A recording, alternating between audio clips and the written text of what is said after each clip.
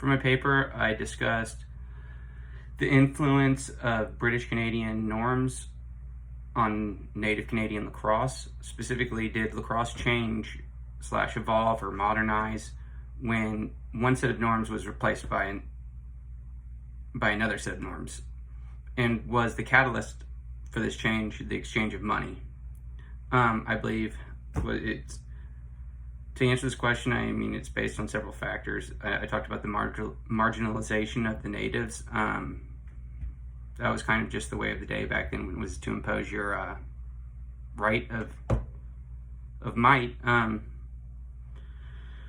Anyways, it put them into a disadvantage because you're taking their lands and taking away their way of life, where they have to actually make money because money means something. Okay, the influence of Victorian sporting culture. In England specifically, it started off with the boarding schools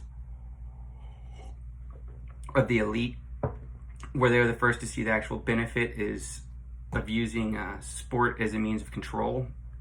The codified sports, that's where football, rugby kind of emerged from. So those people the students who participated in that, they carried their enthusiasm with them to the university. They created clubs there. Really quickly, there was inter-university competition, so the depth and width of the actual organizations expanded, and then as they graduated from there, they started athletic clubs for adults. Well, once you start enough athletic clubs, you're going to want to compete, so then they started creating national governing bodies for these sports. And anyways, so that influence spread. It went across the coast to Canada. You see sporting clubs pop up there. This guy named George Beers, he was a big enthusiast, Montreal native. By this point in time, there are more European settlers in Canada than there were of Native Americans. So the power paradigm had shifted, most definitely.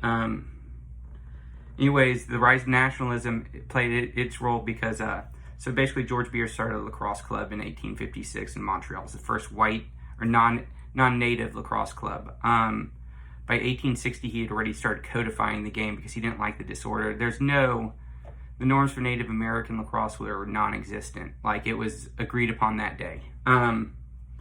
Anyways, he realized that when the Confederation of Canada happened and Canada gained its independence as its own entity within the British Empire, that Canada needed a national identity, and sport is the best way to create a national identity. It's number one seller, kind of that type of thing. So by codifying lacrosse and using that, making it the national sport of Canada, it shows the Europeans' dominance by taking this game from Native Americans, and then it shows they're smarter in their minds because they removed the savageness of it and made it a civilized game.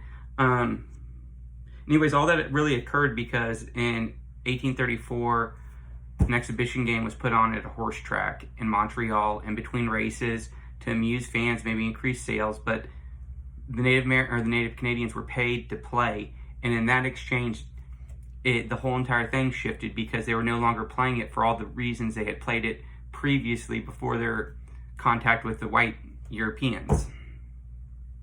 So really, it was already mainstream by the time George Beers codified it. It reached that point where they want to see who's the best, but you can't do that if the field is always changing, numbers of players, the rules. It just doesn't work like that.